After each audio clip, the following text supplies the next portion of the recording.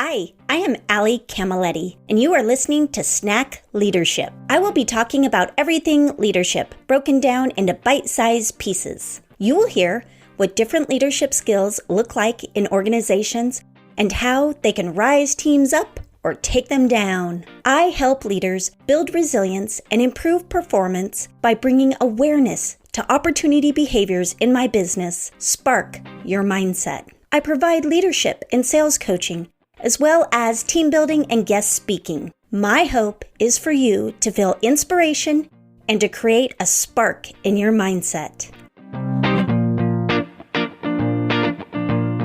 Hi, everyone. Today we are talking about boundaries. Boundaries look like a real or imagined line that marks the edge or limit of something. Natalie Cutsforth is an intuitive reader, healer, mentor, and the author of Tame Your Energy Sensitivity, helping empaths reduce the stress of feeling so much. She has facilitated life-changing transformations in over 3,000 private sessions with clients all over the world.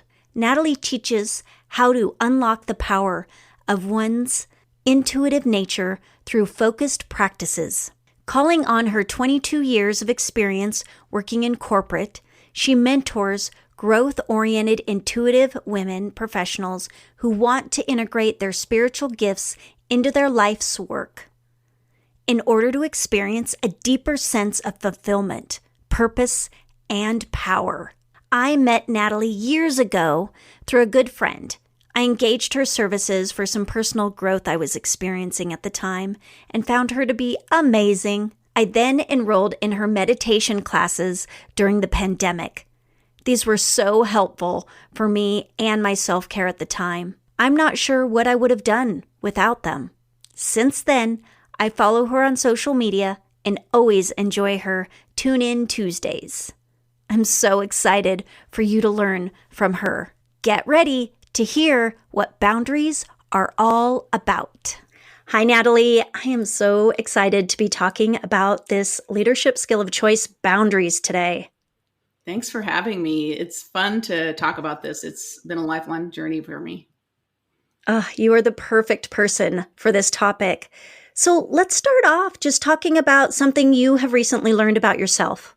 Well, last summer, I guess it was in the summer, I became aware of my service-based leadership style. And I've known since I was a teenager that I had this natural leader component. It was, pointed out to me by my teachers in high school. But learning my nature as a leader really shifted something within me. And for me, that leadership style is creating meaningful experiences or creating uplifting experiences for people. And once I started to look at my life and my business in the framework of this truth about myself, it made everything easier. It helped me focus how I'm going to spend my time, what I'm creating, and it all gets much more fun when it's in that context. Yeah, because it's almost like you have outlined your vision, so everything's very clear. Exactly. So I've done retreats in the past, and I've led retreats, and they were more teaching focused, along with some experience. And I realized, I want to create a retreat that's an experience, that's the focus, not the teaching. And since I started working on what I'm creating for this year, it's just so fun. So much fun for me to create it. And it's going to be so amazing for someone to experience it. All right. So please tell, where are you going for the retreat? Right here on my land. I have a lavender farm in Central Oregon. And I'm getting a big yurt for us to meet in, and we're going to have all kinds of wonderful activities to experience, from gong baths to meditation to all kinds of divine play experiences. Oh, that sounds amazing. Yeah, as well as distilling lavender oil and making lavender smudge bundles, all kinds of fun. Fabulous. Okay, so when did you first embody this leadership skill of boundaries? So for me, this has been a lifelong journey. My family did not have good boundaries. I think a lot of us could say that, honestly. Right. Or our family has a perception of boundaries that works for our parents, right? And those, as we evolve into ourself, we can start asking, wow, do these boundaries really work for me? And so a big part of my journey in life as a young person was that I needed to learn that I couldn't please both of my parents because they were very different, and that I needed to create my own way.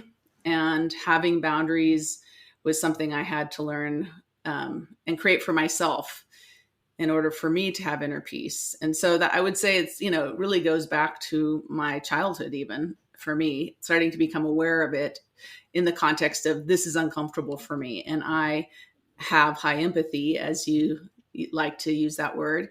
And so being around people that are stressed out can affect me a lot more than another person. And so that really, is a part of this lifelong journey towards having good boundaries. So. Wow. So you learned this as a child then, early. Completely. I had a hippie dad and a Christian mom. And so I had to navigate both of those universes and find my own way. And part of the boundaries was actually not not so much on a logistical aspect of daily life, but the energy boundaries, like whether I am getting in someone else's space by trying to read them or understand them without, without talking, without words, and how that affects me, or whether someone else is getting in my space because I don't have good boundaries and I'm, have that high empathy. And so, it was about in my late 20s that I really had sort of my major life sort of crisis about that. And I started to understand what was going on within me, that I had this high level of sensitivity and that I needed to create boundaries with it. And, for example, I worked for a satellite imaging company, and I would, feel my really angry coworker arrive at work when she walked in the door 2 floors away. Cause I was so, I think being knowing somebody's going to cause you stress makes your radar for their presence a lot more alerted, right? So for sure. Coming home from work after a day of that meant I had to be alone. I had to decompress. It came at a cost. And so, creating a sense of boundaries was really, really necessary. And I didn't start understanding that until my late 20s. But as I started to learn skills around it, it's changed my life. Yeah. Well, and how amazing that you were able to learn that so early, because I find the majority of the people that I'm working with are in their 40s and they're learning it then. And that's when I started learning boundaries, and it has been a journey. It is not something that happens quick when you realize that this is an area for opportunity. So share with us, what have you observed about other leaders when they had really good, healthy boundaries? Oh, I remember one of the things I heard when I was watching a vice president at the company I worked for, when they just said, oh, I get in it like a phone call or an email or whatever. I look at it once and I move on. I do not spend a lot of time lingering on it. And that, even though it sounds simple and logistic, is a really, it's been something I've gone back to over and over again in my life. How many emails do I let sit in my inbox? Or, let's look at it, make a decision, move on, right? And that is one form of saying, here, I'm going to be boundaried around my time.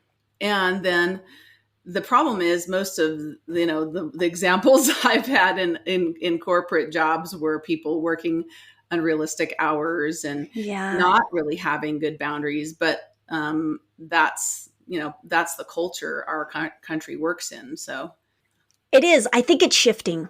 Yeah, I do. I really believe that it is shifting. And I do think that that was one of the nice things that came out of COVID, is that people had different lives during that time. Some of them, the industry that I work a lot in, vacation rentals, they were busy. Yeah. And so they didn't get that total work from home, more balanced. It was kind of gangbusters. Yeah. Wow. So they're having to learn how to have boundaries to be able to not go into that place of burnout. Mm-hmm. Well, and I love working. I grew up on a farm. All my parents on, my mom's family comes from the old world in Eastern Europe, Croatia, and my dad's like hard workers. And so part of our identity is working. So, boundaries about work, it's different for everyone. Sometimes we're loving it. So why not work 10-hour days, but other times it's like, oh, it's demand energy coming from outside, and it's sort of sucking our energy. And that's when it's like, okay, I need to have boundaries with this. So it's not either taking my energy and redirecting it to someone else's agenda, or, asking me for more than what I'm offering.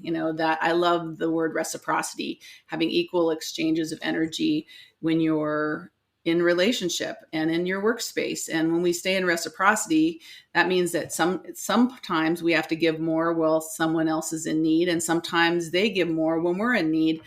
It doesn't mean that it's always balanced to, like a teeter-totter, but it always comes back to balance. Yeah.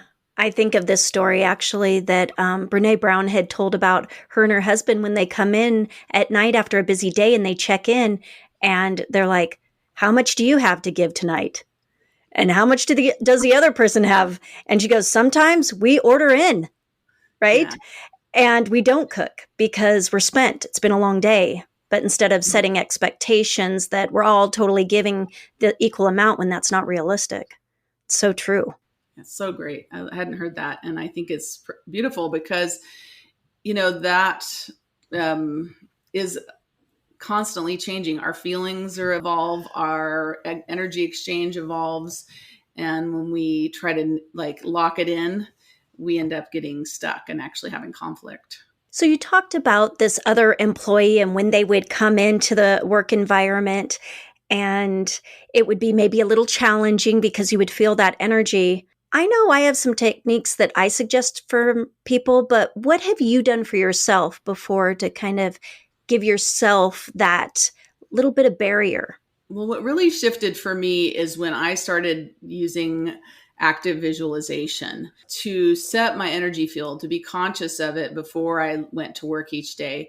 And because I'm not very good at sitting still, I've always struggled with let's sit down and meditate together and clear our mind for an hour. And not because I can't clear my mind, but because I like to move. And I think it's possible to do that while we're moving, it's a different purpose. So, because if anybody has heard me talk about how I took your meditation classes during COVID and I would fall asleep because I struggle with the same thing, but I was so grateful that you led those. Thank you. Yeah. So what happened for me is that I had just been taking some classes when I lived in Denver at the time about these meditation techniques that I call it active meditation, because you're actually taking steps that is shifting the energy around you rather than just sitting there to clear your mind or something like that. And at the time I was working at a different job, and my VP above me was really micromanaging, I'm going to come in and look at your calendar every day and ask you questions about everything on the calendar. And, all this, that kind of, it creates stress. And so I really realized that I had to start doing this every day before work, or else I would not feel good, because this person wanted to sort of, I call it energy vampire, where they were trying to get my energy and redirect it towards what his agenda was. And so what I do is that I start by visualizing a grounding quarter connection between the base of my spine that goes down into the earth to set a foundation for my body and spirit for the day. And then I clear out my mind, my center of head space. People get in our space. People have needs, wants, and demands, and they're curious, and they get in our space. So cleaning out your, center of head space is a really, really powerful move to just begin at your truth. And then I imagine a bubble around my body. That's my aura bubble, that it sort of defines where my energy field ends and the rest of the world begins. Because if I haven't defined my energy field, no one else knows it, right? So when I define my energy field, it gives the rest of the world around me the message that here's where her boundaries are. It's not this wall, but it's a frequency. And I like to do that by visualizing a bubble around my body and giving it a color. And then the next step is that I call my energy back to myself. So I imagine there's a big bubble over my head, that I'm gathering all my energy back up, in energy from the past, energy that's out in the future, from different people. And I just let it, pop and drop down into the top of my head and fill me up from head to toe. And then the fifth step is I imagine putting protection around my bubble. So it's a high frequency protection rather than like a wall. It's saying, hey, meet me at this high vibration place. And also, I don't need to take on your stuff. I can let your stuff be yours and my stuff be mine. And I do that by visualizing a rose out in front of me on the outside of my aura bubble.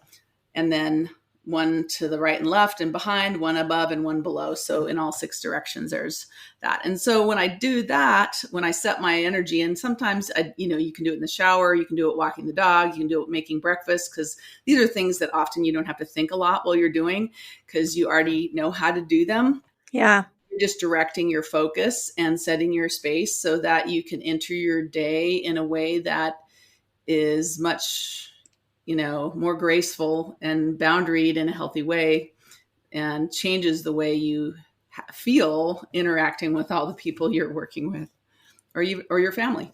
I love it. Oh, it's so great. Thank you for sharing that. It's a great technique.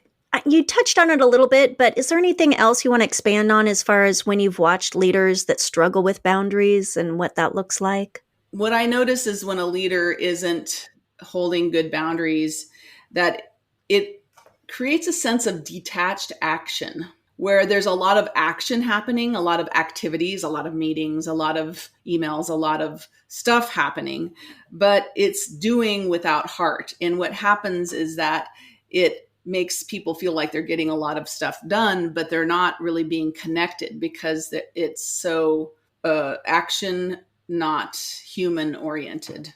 So that's what I see is what goes wrong. When a leader is coming from a place of making the workplace a meaningful experience, then it creates a sense of purpose in employees and loyalty and belonging. Yeah, that's so true. That's so true. How about a favorite leadership mentor? Well, actually, the Dalai Lama is my favorite mentor. Awesome. And it does, you might think maybe he doesn't come across as a leadership mentor, but ultimately he's leading an entire, race, right? and his approach is so authentic and so peace oriented. I got to see him speak live in Denver, maybe 15 or 20 years ago. It was a long time ago. Wow. One of my favorite things that he said, which is sort of funny because you'd think I'd remember some deep thought, but a person in the audience raised their hand and was like, I have 2 children that are this age, and I want to ask you what you recommend for me as a parent raising my children. And he just said, I don't have kids and I can't do anything for you. Next. And I just thought it was so great that he didn't try to be this wise person in some area that he has no experience in. He could just be true and say, you know what? I'm not the person to ask. What, does somebody else have a question? That is so good. Leaders need to be willing to be known when they don't have the answers, It is so true. Like, be transparent, be vulnerable, and that's okay. I do think that there is this stigmatism out there that leaders are supposed to know everything. Yeah. And that's just not the case, or they're supposed to be doing all the things. Yeah. And no, you're orchestrating all the things. That's all, not doing them yourself. All right. How about a great quote that you feel really embodies boundaries? Well, my favorite quote is, when a person shows you who they really are, believe them. And that's by Maya Angelou. It's a quote that I have called on since that time period where I sort of became aware in my late 20s of my sensory awareness. Because what happens is that we have compassion and we have empathy and we see the best in a person.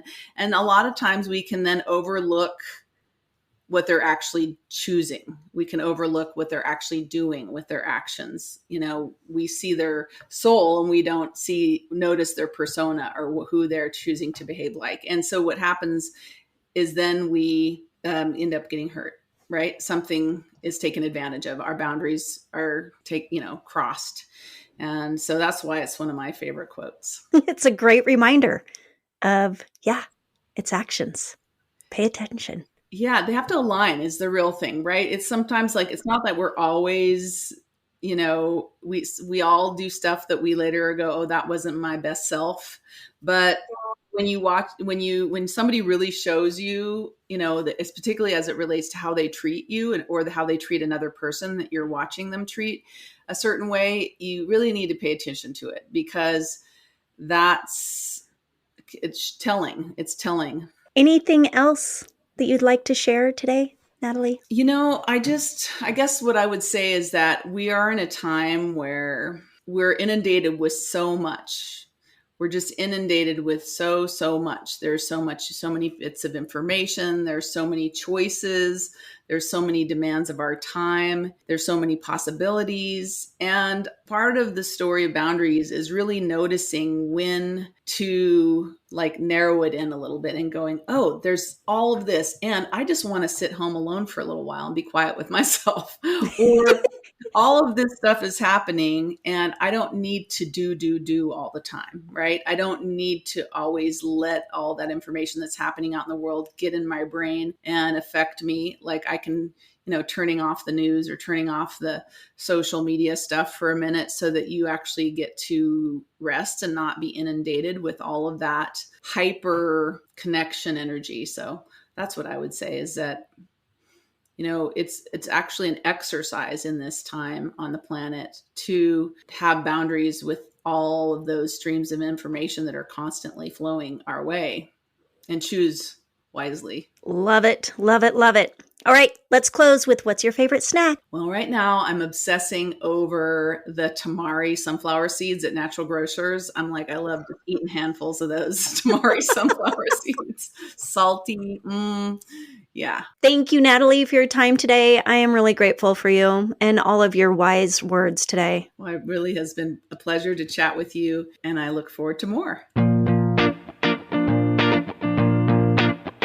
Thank you for tuning in to Snack Leadership. I hope you felt inspiration, motivation, and felt your mindset spark. Snack Leadership is recorded and produced by myself, Ali Camilletti, and music by Shireen Amini.